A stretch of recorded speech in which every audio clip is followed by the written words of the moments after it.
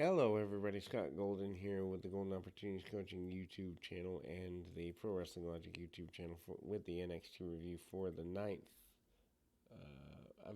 for the 8th of February 2022.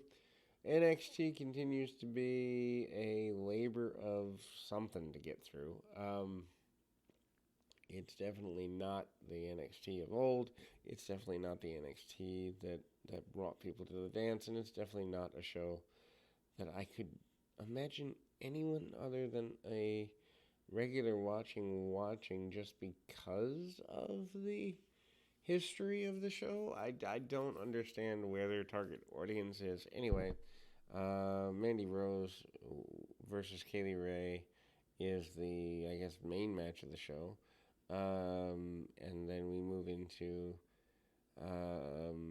Kaylee Ray is basically the first thing we see.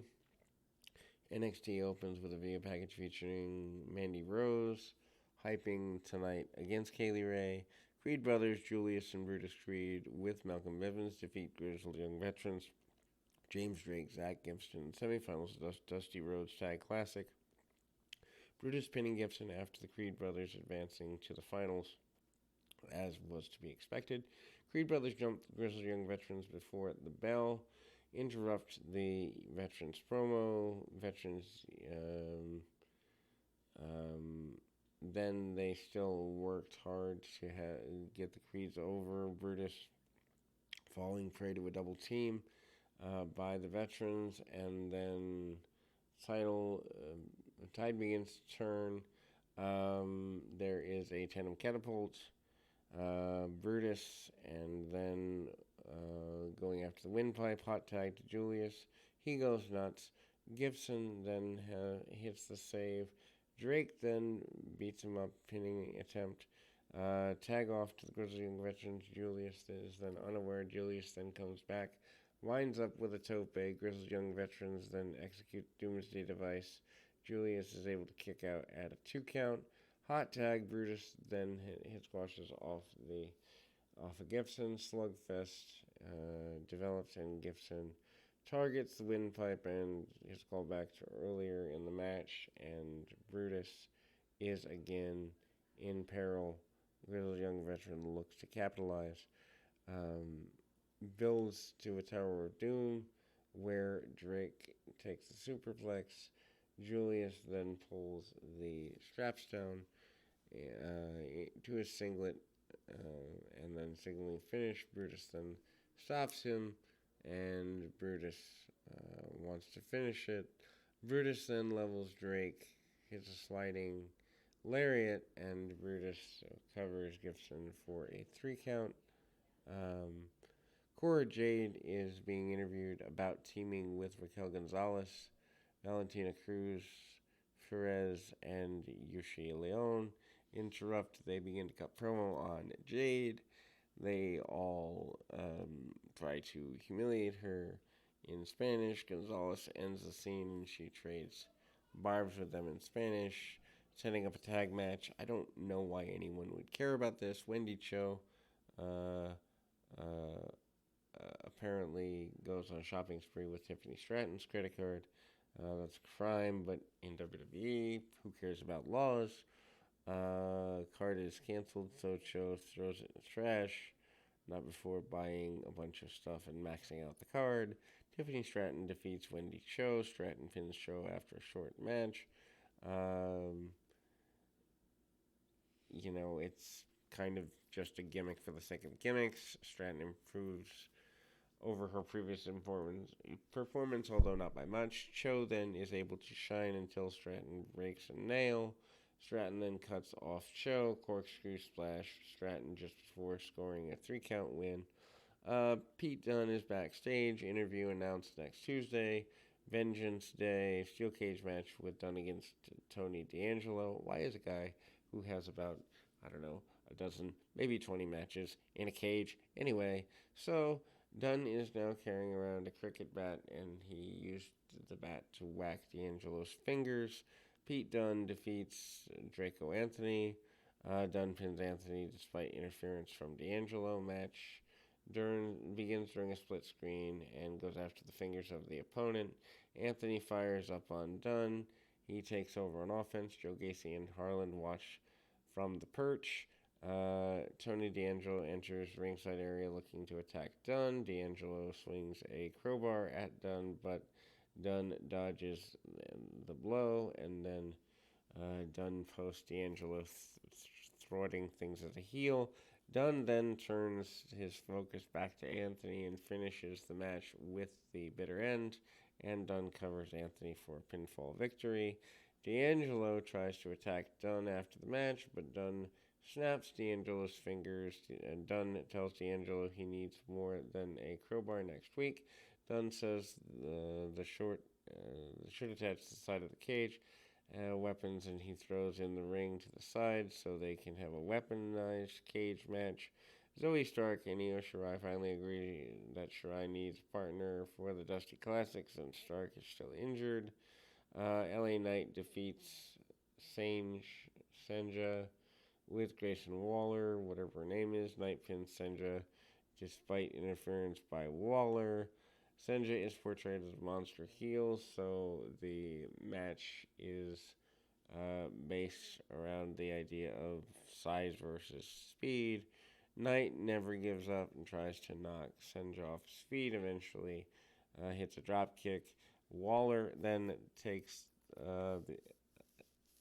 an odd-looking turnbuckle bump. Takes the turnbuckle pad off, exposing the metal buckle. After the match, Waller attempts to sneak attacking Knight and thwarts the assault, and then cleans house on Waller before giving him a stunner, and ultimately gets that done. Mackenzie Mitchell interviews Duke Hudson, and Hudson buries Dante Chan. Hudson then says Chan is not happening tonight for a reason. Hudson wishes Indy Hartwell luck in the Dusty Classic. My gosh, this show feels long. Championship segment, table set up in the ring for two opponents. Main event of Vengeance Day to face off in some sort of contract signing, because we haven't seen 8,287 of those. Braun Breaker sits the opposite first challenger, Santos Escobar. Breaker then gets up, says he knows how these contract signing things go. Breaker says he flips the table over now and start fighting right now. Escobar lets out a sinister laugh and he scoffs. Escobar says things are under control.